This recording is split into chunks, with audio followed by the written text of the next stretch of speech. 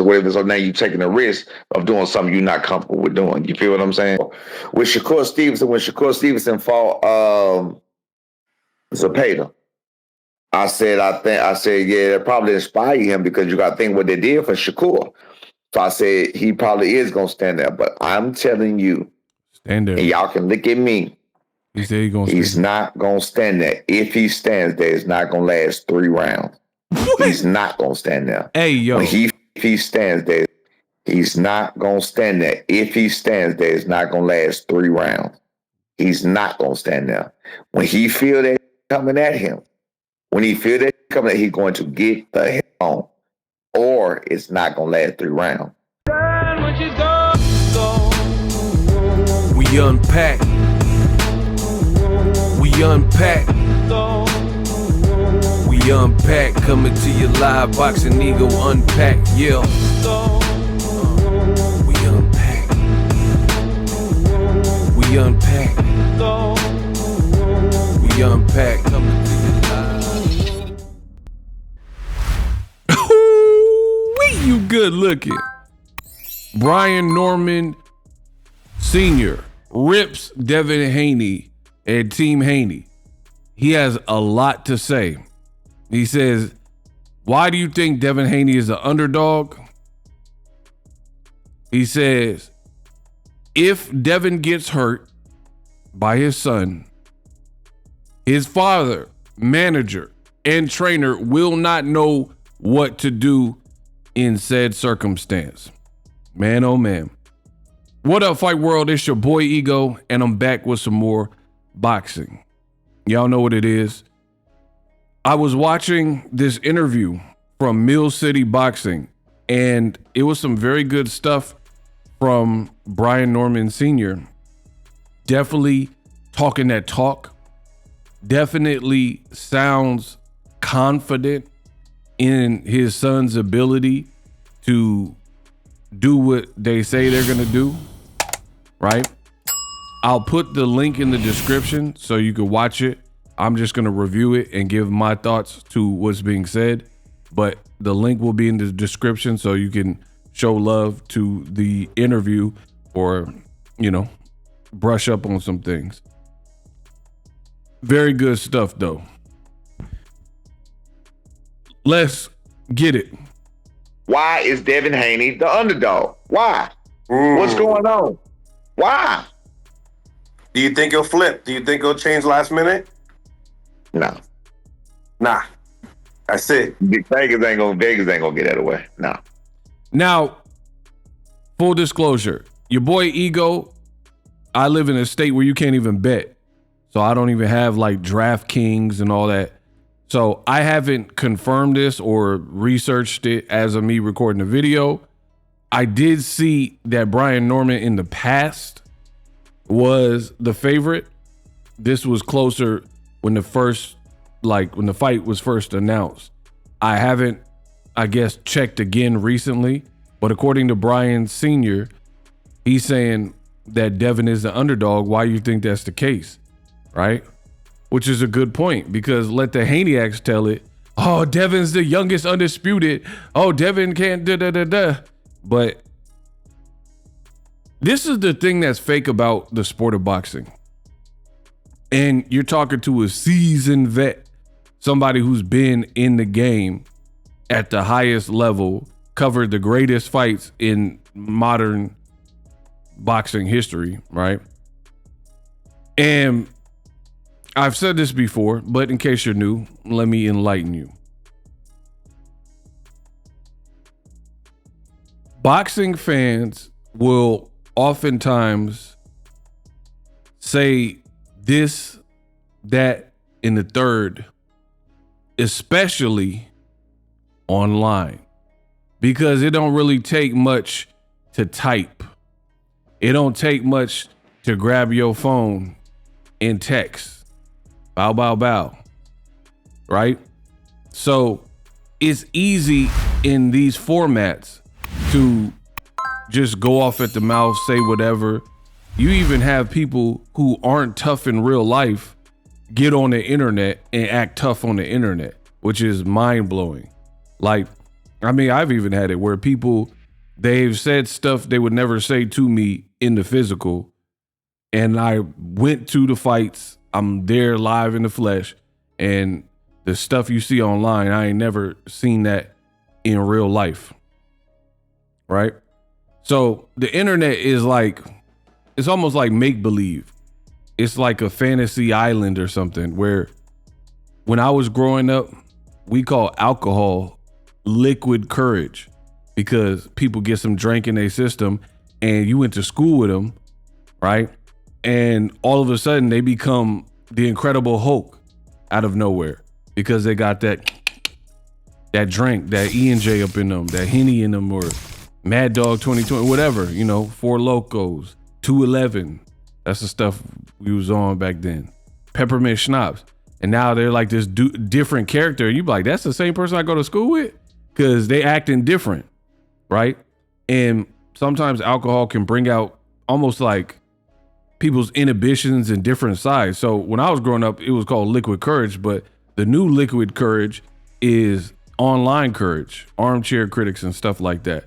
But here's what I've noticed, and this is why I said boxing fans could be very fake, because they'll do all this hooting and hollering like the Haneyacks. They'll say, oh man, Devin, he was the youngest and da-da-da-da.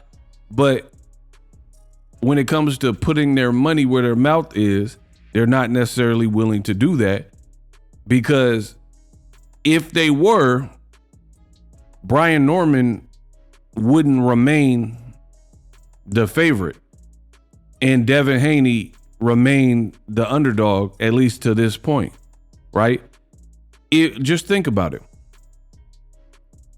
This video, other videos I've done about the subject, other videos where Devin and Brian Norman are pushing each other, right?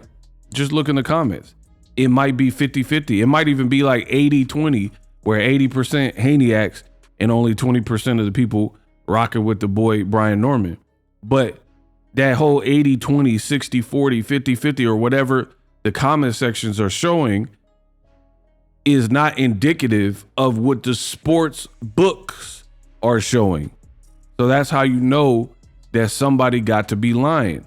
Because if you put your money where your mouth is, then Devin Haney should be an overwhelming favorite, because I have popular channels.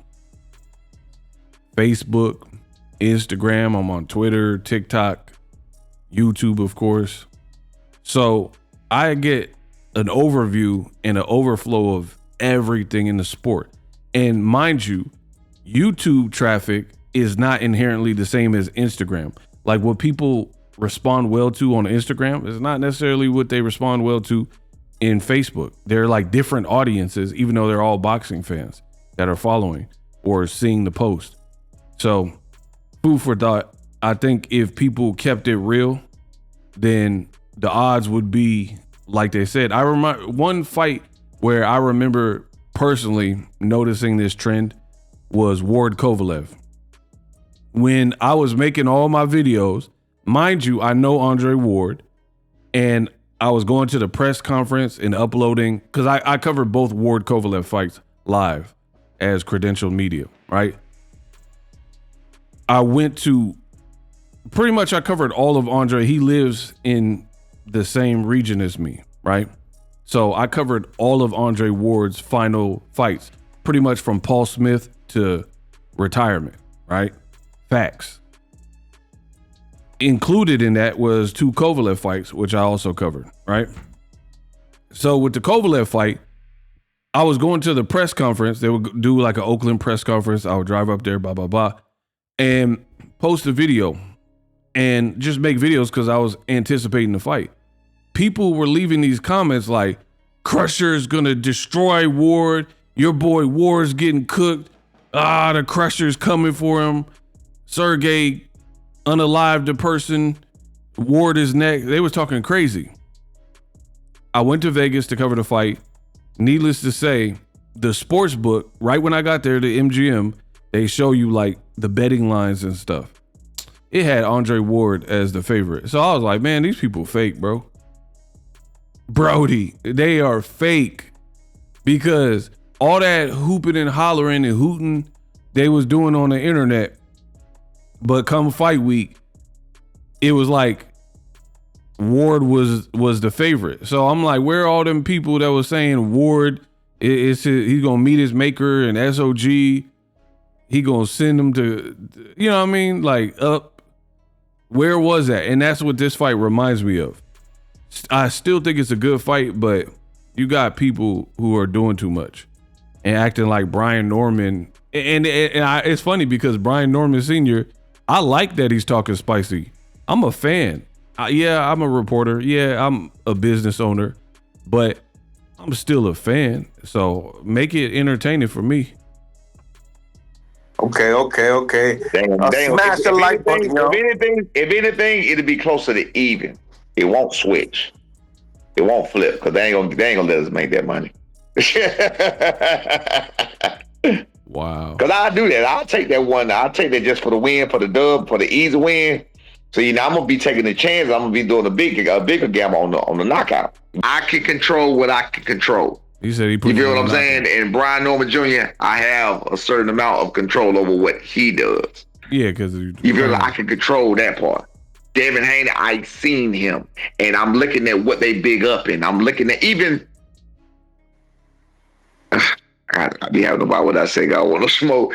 Even some of the stuff I see, I be like, bro, that's the most mediocre shit I ever seen in my fucking life, and they big up in that shit. You feel what I'm saying? I'm not sure what he's referring to. So that's why I've been like, y'all don't even know. You know what I'm saying? It's I don't know if it's mind illusions. I don't know if everybody high. I don't know if it's because it's Devin Haney doing it. Y'all think it's some super shit? Like, I don't know, bro. It's crazy.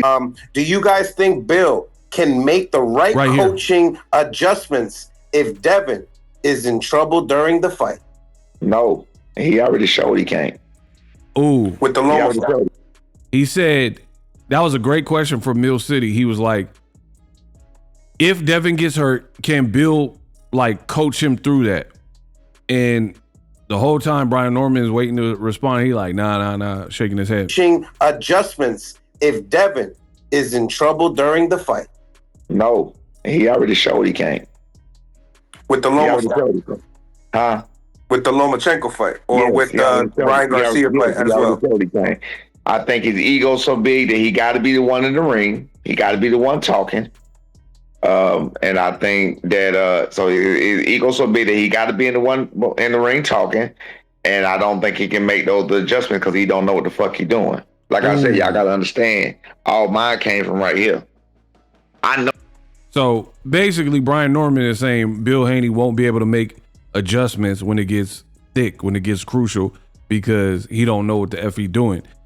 He's basically saying my adjustments in my brain comes from I actually was a fighter. I boxed. You know what I'm saying? Bill Haney never boxed. So, I mean, that's a strong point in general, right? And of course, you have some people who are exceptions, like Virgil Hunter, I would say. But Virgil Hunter, the way he like comports himself is not the same as Bill Haney. Like Virgil is like a silent killer. Like he not trash talking the opponent. He not all in the videos. He's like a mindful strategist and like surgical. So we're talking about two different personalities. What Norman is saying is like Bill Haney be all in the video and wanting to run the show, want to be in all the interviews and whoop. So when they get hairy up in that fight, if his son get hurt, he's not going to be able to help him through. Now, I will, on this same topic, I will say this. Devin does appear to be a front runner. Hold on. Because I know the Haneyacks, they don't even give me a chance to get to point out, oh, here you go. Here's why. And here's why what Brian Norman to me is saying is making some sense. Because you look at, and I haven't heard the rest of this interview. This is all live. I don't rehearse these videos. I don't have a teleprompter and I'm reading the script. I don't do none of that because I don't make mistakes. Seldom. I've been doing this long enough. I'm Jay-Z. It's all in here. I literally hit record I can have minimal mistakes, no mess ups, no stammering, no stuttering, and get the points across, all factual, which you can double check yourself. I've been doing it long enough, you know what I mean?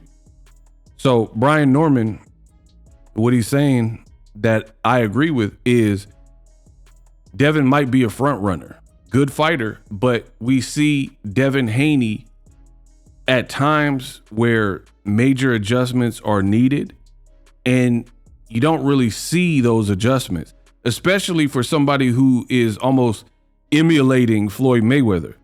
That's one thing. If you study Floyd is the master of adjustments. Floyd got it cracking when it comes to adjustments. Zab Judah fight was tough, made adjustment. He got a cut over his eye in the Maidana fight, made adjustments. DeMarcus Corley fight, I seen mad adjustments from Floyd. Shane Mosley rocked him in the second round. I'm pretty sure he wasn't expecting that to get hurt twice in round 2, made adjustments. So I don't care what nobody say. You can't tell me Floyd ain't the one when it comes to boxing and making adjustments. However, Devin, he seemed a bit novice and a bit rookie when he had tough spots, like Lomachenko fight. He sounded kind of panicky. Lomachenko started getting to him later in the fight, and he's like, he knows where I'm going to go. He keeps circling to my left, or whatever he was saying. And he was telling his dad and trainer, like, Lomachenko seemingly knows my every move before I make it, and he keeps trying to cut it off, and he seems to be a couple steps ahead, basically. And then I was waiting and hoping for like Bill Haney to, in that given moment, when your son sounds a little panicky, right? Oh, he knows my move. Oh, he's circling to my left, and he keeps trying to set me up with the left, right? And he sounded a little bit worried and panicking, and he was getting tagged up. And I think he got hurt by Lomachenko late in the fight, right? In that moment, that's where I want to hear the coach calm you down and start baptizing you and blessing you with bop, bop, bop. Here's what you do. And I didn't really hear that from Bill Haney. He was talking about, oh man, you move to the right and load up and throw the brick hand, the 42 fake out, the brick hand. Like, what are you talking about, bro? Like, I like to hear specifics and like intelligent breakdowns that the fighter will connect with and know, like usable advice. I don't care if it's proper English or something like that, but it could be slang. It just has to be in your language and your voice that your fighter can respond to. Like, for example, Calvin Ford, great trainer. He was with Gervonta Davis. He was like, man, go to the body, put the knife, penitentiary style, put the knife in him, put the knife up in. And I knew exactly what he was talking about when he said penitentiary style, stick the knife in him, put that knife up in him. And Tank, being from Baltimore, being from the trenches, he clearly knew, and he started to initiate a body attack when his coach said that. Bill, there's been several times where there's like kind of a lack of educated breakdown and informational tutorial step-by-step things that you want Devin to implement. And I think outside of the Lomachenko fight, it was very seen in the fight with Ryan Garcia. When Ryan was hurting, I didn't really hear any like usable advice. Okay, get on your bike and box a little. Like, that's common sense. He's hurting you and dropping you, and your son was hurt in the first round. So, you know what I mean? It's like, I didn't really hear any detailed stuff from Bill Haney. Even in the Jose Ramirez, I don't really remember what Bill was saying per se, but Devin, I didn't see much adjustment. Like how the fight looked in the first 3-4 rounds, kind of the whole fight played out like that. So Brian Norman Sr. cooking. I know what I'm looking at. I know how to beat every single thing I have seen Devin Haney do. I know how to beat everything I've seen him do. Everything. And this is one word I'm going to say after. I'm going to use it after. I'm definitely going to use it after, but I ain't going to do him like that right now. But I know how to beat every single thing that he's gonna do in that ring. The only way is if he show me something new. And then if you show me something new, then you're gonna be trying something new on a higher scale like this, whatever. So now you're taking the risk of doing something you're not comfortable with doing. You feel what I'm saying? With Shakur Stevenson, when Shakur Stevenson fought Zepeda, I said, yeah, that probably inspired him because you got to think what they did for Shakur.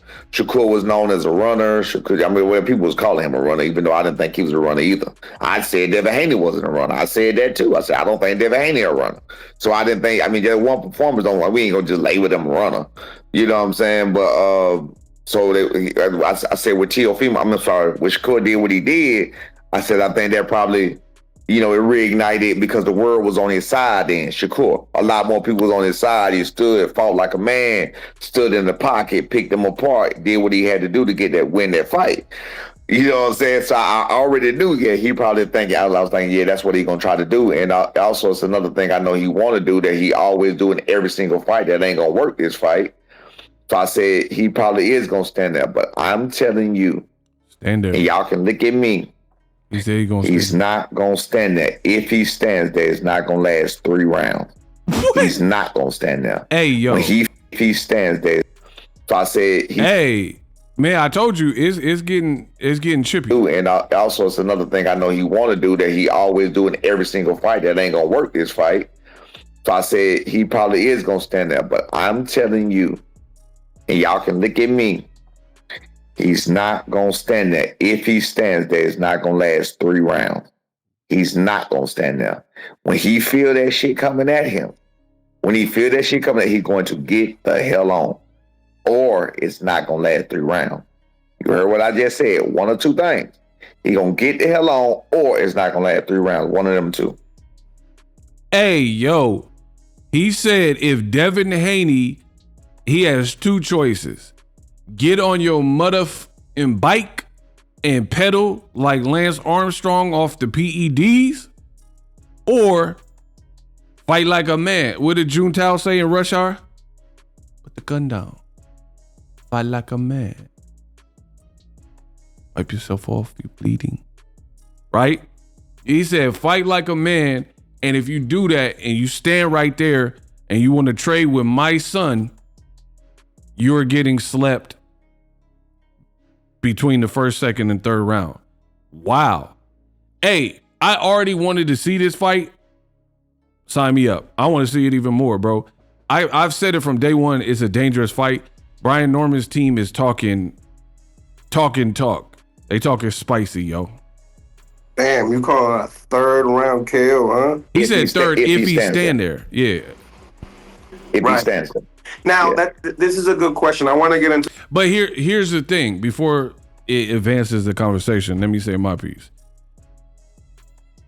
I think that's a pretty fair assessment because Brian Norman is younger, he's bigger, and he's stronger, and he's fought at 147. Devin has never fought at 147. Devin has come off a performance that was shaky at best. He even tried to joke. And I thought that was kind of corny from Devin. He was like, man, y'all said I ran. Y'all said I ran. You kind of did. So you're making it sound like in the Ramirez fight, people said you ran. Like Floyd, they said he ran, and they said he ran in every fight, and he was right there. Like I've heard people say Floyd ran in the Canelo fight. Or he ran in Maidana fight. He right there in front of all these guys. Devin actually was on his bike a bit, right? And not throwing that much offense. So you can't really make a joke or try to flip it and embrace it or whatever he was trying to do at the media workout when it's actually true, right? And I'm not big on like he's a runner and all that, but certain fights, guys, they are evasive to a fault, like William Skull versus Canelo, Shakur versus Edwin De Los Santos, Devin, Jose Ramirez. So the point I'm making, and this is with the Haneyacks, I don't even understand how you can even watch somebody who is supposed to cover boxing, some of the content creators, they're so man-fanned out and such Haneyacks that they're not even giving you true boxing dialogue. Like, notice in this video, I haven't given you a fight prediction. I'm just analyzing the fight and forecasting certain angles, right? But for me, I think if you didn't fight Ramirez, who was older, slower, doesn't hit as hard, wasn't in his prime, and coming off the Ryan fight, you chose to fight Ramirez in that fashion, I think Brian Norman, the threat level is multiplied by a lot, and he's younger, stronger, an actual welterweight, not a 140 pounder like Ramirez. He's about the same height. He's aggressive. I would have to see Devin Haney stand toe to toe, like from the beginning, and walk him down and all that stuff, because I don't think that's what Devin should do. Kind of like how Devin fought Ryan, I think would be bad here. I think Devin has a path to win by trying to outbox Brian Norman and frustrating him. Use your experience, use your footwork, use your jab, make Brian Norman embarrassed or punch the ropes or something like that. Or maybe even try to score a flash knockdown and get some respect. But I agree, at this point in time, if Devin early on in the fight is just trying to bang it out, pause, with Norman, I think that spells trouble for him. To the rest of the interview, we're almost done it. Just the part that I grabbed, but they signed the Ryan Garcia fight before your fight. Clearly, he mentioned that in the interview. And the Ramirez fight was the same way. That's why a lot of people were saying, hey, that's why he fought the way he fought, so he could see a better day, a better paycheck. You believe no, he's damaged goods mentally. No. I told you I didn't think he was a runner. I said that I think that let's take it back. Let's take it back to the training camp. Let's take it back to what Sugar Shane said. You interviewed Sugar Shane, right? Yes. What did Sugar Shane say? He said he was going to go in there and bang with him. He was going to get him out. He said he was going to get him out. That ain't what and he said what he did and it's not what he expected, right? Yes. He said that his dad had different plans for him or whatever. Okay. So that tells you how all over the place they are, and that tells you who's scared and who's not. That tell you who's afraid and who's not. All right? So they trained and practiced, paid Shane Mosley for his services, paid Shane Mosley to get him in camp, paid all that money in Big Bear, because that was $30,000 a month for Big Bear. I can tell you that now, because we was up there. So for Shane, to use Shane facilities, it was $30,000 a month. So you paid $30,000 a month to be up there with Shane and whatever he charged you to train him, and you did all of that. You feel what I'm saying? Only to come down here and do something totally different. Dang. How much sense does that make? How all over the place was that? What was that about? You feel what I'm saying? Who were you playing mind games with? Yourself, Shane Mosley, the public? Who were you playing mind games with? Or did you just chicken out at the end? Ooh.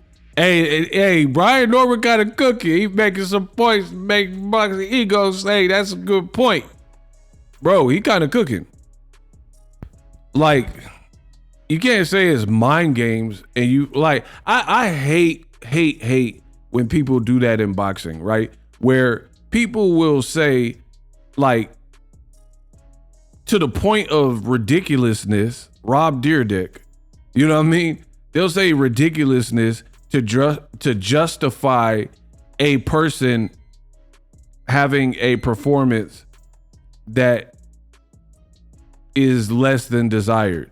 For example, when Triple G, it was before he fought Canelo, but he was an active fighter at the time. And Golovkin, I want to say it was his fight with Willie Monroe. I believe it was the Willie Monroe Jr. fight. He got hit. Willie Monroe's not a big puncher, I get that. But he got hit a good amount of times and they were scoring shots. And he beat Willie Monroe, but the Triple G fans, they were saying that Golovkin was letting Willie Monroe tee off on him and get these big swings in to give the crowd their money's worth. And I thought that was stupid, bro. any fighter who's an Olympian who's purposely wants someone to combo off in their face to please the fans or whatever, that sounds stupid. So similarly with Devin Haney, like, you didn't look good in the Ramirez fight.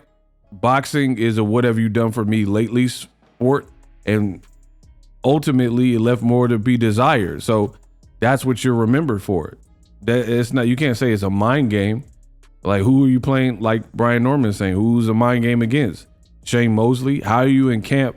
Oh, he looks great.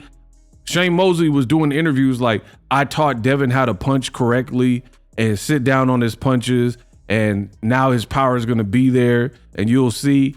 And then literally it was like Freaky Friday when Devin fought Jose Ramirez. All of that stuff he was saying in them interviews, Shane Mosley, like this is the newfound Devin Haney, none of it showed up. This is part of the problem with the Haneys, and I think it could lead to their downfall. You got to be who you are, period. The moment in boxing where you try to be something you're not, or you oversell it, you tend to run into problems, right? Bill Haney, to his credit, he hasn't really been talking as much as normal, because they know Brian Norman is a real threat. So they're not doing as much, but there is still some talking. But Bill is going around saying his son is Debo Haney. Who has he ever Debo'd?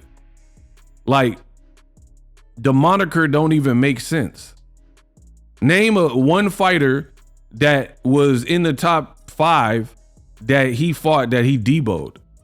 I mean, please don't say Kambosos, bro. Right? Because I'm not trying to be disrespectful, but there's certain people in divisions and they are immediately looked upon as food when they get a title. George Kambosos, Jeff Horn, another Australian, and Paulie Malignaggi when he was a champ at welterweight.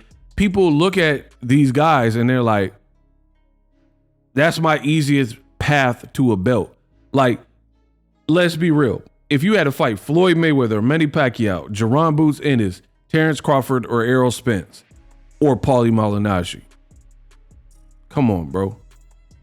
If you winning a belt guaranteed you got $10 million in your next fight, and you had those 6 names to get to the next level to get that $10 million purse, but you had to win, everybody's picking Paulie Malignaggi when he was a welterweight. So, I mean, Devin was undisputed, yes, but I like to put things into context, and the Kambosos win was what it was. You know, you went to Australia, there was a couple things against you in that. Cool, you did it, you won. But let's not act like this is Usyk beating Tyson Fury. You know, a guy who's bigger than him, beat Klitschko, beat Wilder twice, you know, things like that. So I like to always put it in perspective. You get what I'm saying? Something got to be going on, because you didn't spend all that money just to play games with yourself. You wouldn't even put yourself in that situation just to play games with yourself. Yeah, like, why'd you bring Shane Mosley on, spend upwards of 30, 50K and learn how to punch and all this stuff, only to not use it versus Ramirez?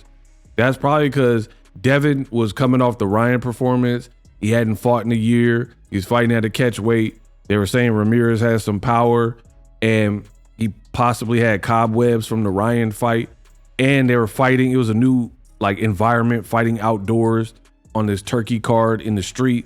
So the pressure seemed like it kind of got to Devin Haney, and that's what Brian Norman's saying. Basically, he kind of chickened out and fought a different style that they didn't train for, which we've already seen this in boxing, where you train for something and then the fighter goes rogue. I want to say Tim Bradley versus Ruslan Provodnikov comes to mind. I am the encyclopedia of boxing, bro. The reason why is because he was trained by Joel Diaz at the time, and Joel Diaz was like slapping and spraying water and dumping water on Tim Bradley because he was getting hurt and concussed, versus the Russian Ruslan Provodnikov. He was like, Timmy, what the are you doing, man? He was like, da-da-da-da. and he was chewing out his ear. So that shows me that Tim Bradley in that given fight with Ruslan Provodnikov, he went rogue and he went AWOL. He was doing his own thing, mad because people said he didn't beat Pacquiao and was sending his family threats or whatever. So he tried to fight his own way, and it almost cost him because Ruslan got cracks, right? But I know that wasn't what they trained for, because Joel Diaz wouldn't have been that mad if that's what you had trained for, an all-out war with Ruslan Provodnikov, then your trainer wouldn't have been mad at you when you was fighting like Rambo and fighting like that. So that's another good point, in my opinion, from Brian Norman Sr. Like, why would you waste all that money and then not implement what you learned? Because fighters revert back to form when the going gets tough or nerves or whatever. They're gonna do what they normally do.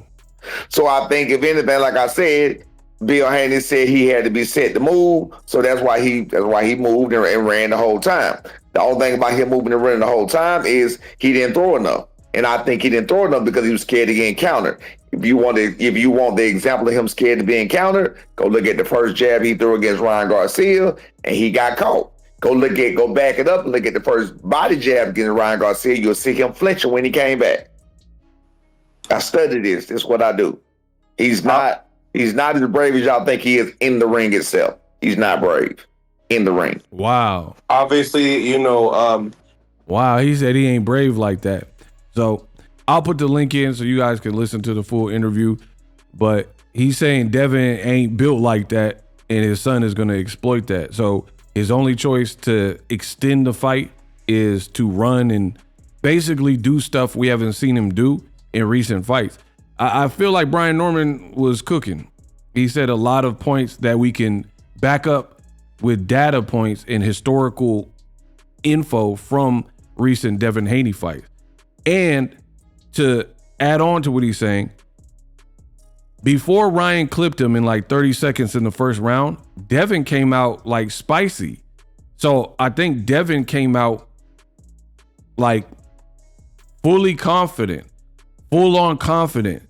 And then he got clipped and hurt, and then he tried to smile and laugh it off, but he was like backing up and trying to create real estate for himself, right? So for me, that hurt his pride and really messed up like the tenor of the fight, because he didn't make adjustments. He still kept trying to fight hurt with no legs, but trying to fight off heart. So cool. I never want to see that personally. I respect boxers. You know what I mean? So you might as well just fight in the UFC if you want to just get credit for a heart. Like Justin Gaethje showed heart, but then he got ironed out by Max Holloway. Max Holloway's like, right here. Let's go right here for the last 10 seconds. That's UFC stuff. I mean, good luck. And then now you get spilt. You get that Arthur Spilka, you know what I mean? Because you're trying to be like, stand right here and trade. Right here, come on. All right, do all that and then get ironed out. And then now you might not get a title shot, or you got to beg for a title shot. So I like when people use their brain in these situations. For me, Devin was fighting off like fumes, pride, and like ego, no pun intended. So he can't get hurt versus Brian Norman. He cannot get hurt. He's going to have to box an intelligent fight for me, because I agree with Brian Norman. His dad won't be able to bail him out. Maybe the ring and the bell can bail him out, but that's not going to work. The other thing that makes this fight very dangerous for me is I personally do not believe that Devin Haney has had the proper amount of fights after all of what happened and the backlash that he received from fans in the Ryan Garcia debacle, right? I feel like he's almost forced into this world. Let me explain. Eddie Hearns talked about this too. He said Devin and Bill are no longer chasing legacy, they're after money. But here's the thing. Turkey plays hardball. He's going to overpay you because he wants to lure people in, or that's his business. Riyadh season, ring, whatever their goals are, they want what they consider, on paper at least, good fights, right? And they don't want Tom and Jerry fights. They don't want fights to underperform or be like the Fatal Fury card, Canelo and William Skull card, where everyone hates it, right? So that being said, Devin didn't really have many options, right? Top Rank won the purse bid, and he didn't fight his mandatory Sandor Martin. Plus, Bob Arum don't even have a network deal right now. His last, Michaela Mayer just fought on Roku. It was a Roku fight. So they don't even have a network deal anyway at this point. But beyond that, Bob Arum ain't finna pay like no turkey. Bob Arum gonna, he gonna pay you what kind of close to what you're worth or under that. He not doing all these exuberant purses. Devin Haney, he's a boring runner. I'll give him 500,000. Like, you know what I'm saying? You're gonna get something like that from Bob at this point, especially. They haven't had that many big cards recently, stuff like that. They don't have that many big superstars. Fury said he's retiring. Teofimo kind of works with the other side or whatever's going on with him. So Lomachenko retired. Devin had a 3-fight deal and bounced. Shakur left. You know what I mean? So Devin is not going to get this type of paycheck anywhere else but Turkey for the most part. But with that, Turkey, he not going to coddle you. Turkey is not going to, oh, you had a tough fight. Oh, you were cheated. Oh, Ryan did you bad. He not going to do that. So to me, this is a super dangerous fight because the Ramirez fight, that wasn't enough for me shaking off the cobwebs to really get ready. And it wasn't even at 147. What if you get cracked and you get cracked by a literally, I just thought about it. Virgil leaving, Terrence Crawford leaving, Errol Spence leaving, and Jaron Ennis leaving. Brian Norman is the strongest puncher with a name. So for me, the game is all screwy because Ryan Garcia, they're saying he might fight Mario Barrios. That's the type of fight Devin should have probably tried to fight, is a guy like Barrios, because Barrios is a good fighter and he's a warrior, but he's not punching out of this world like Brian Norman. Brian Norman got real power in both hands. So if Devin feel that touch of death, it could get real sticky real quick. So in that case, if Brian Norman connects, I agree with what Brian Norman Sr. is saying in terms of he not going to last. And if Devin try to fight, I think this is a more dangerous fight than Ryan Garcia. Put it that way. For a couple reasons. And I'll probably make a separate video about it, but Ryan seemed like he was playing around. I'm not taking, I told you before the Devin Haney Ryan fight that Ryan in his behavior was unselling the fight and making me not even want to watch it, because you got Devin, he's a professional, he made the weight and he looked like he was training, he looked like he was getting in the proper shape. On the other hand, you had Ryan, who was doing IG lives, he was doing spaces on X and all this stuff, and he was talking about extraterrestrials and ancient aliens and ET and Reese's Pieces and time travel. Bro, he was doing too much. And he talking about ghost ships and the Titanic, like all this stuff that don't have nothing to do with boxing. He was in the club on fight week singing Keisha Cole with no shirt on. He was jogging, yelling at trolls on IG. Destroyed. Devin's getting destroyed. He was just doing a lot. Saying they took his bank accounts and he can't have access to his money and eat. Like, it was just too much. Brian Norman ain't on all that. He looks like, in fact, we ain't heard much from Devin. We ain't heard much from Brian Norman. Brian Norman looks like he's just out of the loop, training, getting ready, staying in shape. So Brian Norman is somebody that can come close to matching Devin's discipline. Ryan couldn't, because Ryan looked like he had the power to stop Devin Haney, but he didn't have the discipline, AKA the cardio. I know fighters personally, and I don't want to get too involved in this point, but the bottom line is I've talked to boxers and notice people turn pro. Amateurs, completely different from the pros. That's an adjustment. Then you might start with a 4-rounder against a slouch, then maybe a 6-rounder, then get to 8-rounder, then you get to the championship 10 and 12. Like, it's usually a gradual process for most folk, right? There's a reason. Fighting a 4-rounder and then having the stamina and cardio to fight a 10, 12-rounder, if you're not experienced in the pros, completely different. Because you mess around getting here with one of these Russians or these dudes from Argentina that have been a pro. They've already taken losses. They've been counted out and pulled upsets. They've been the underdog and they've developed. Or even guys from Mexico like Orlando Salido. And you get in there with them and it's a different story because Salido got knocked out. I'm Boxing's encyclopedia, bro. Orlando Salido, look it up. His pro debut, he got knocked out because he was probably young in Mexico and he was fighting and he probably wasn't ready, got knocked out in his pro debut. So he had to learn the hard way, bounce back from that. That alone could stop people. You turn pro, your first fight, you get knocked out, right? To later getting beat. He got dropped like 4 times by Mikey Garcia. Then he got back up and he kind of got back into the fight. And then Mikey got his nose broken. So Salido's been around the block. That's why he was able to beat Lomachenko, right? So Ryan didn't have cardio. He didn't lack the power.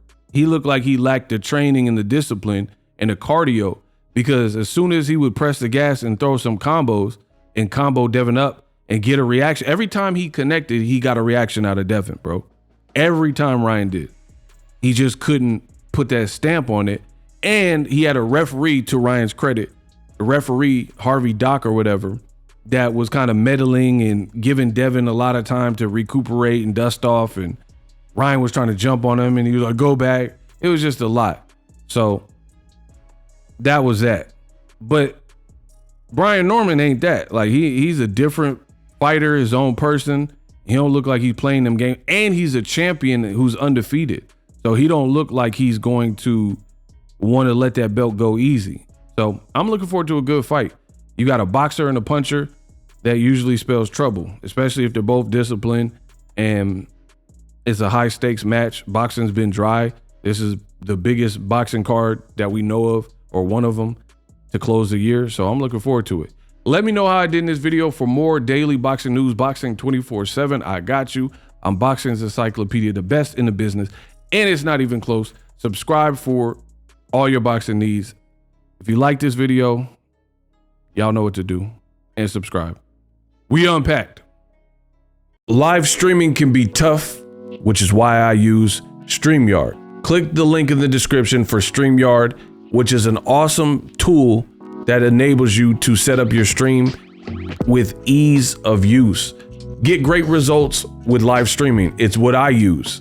Stream to social media with ease with StreamYard. Live streaming is here to stay. Engage with your audience using StreamYard. Great way to reach out to your audience and connect. So you need a tool that can do that.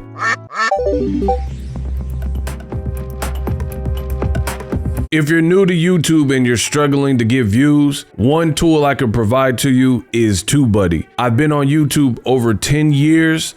I use TubeBuddy daily to crank out videos just like this one that you're watching. Learn how the pros do it with TubeBuddy. YouTube receives a lot of traffic, which also means a lot of creators, a lot of people putting out content. So you need to learn the ropes so you know how to separate yourself, especially if you're new. But even if you're a pro, use TubeBuddy. The link is in the description. Get more views, more subscribers, and a higher click-through rate, so ultimately you can realize all of your online goals. Use my affiliate link in the description and grow your channel fast.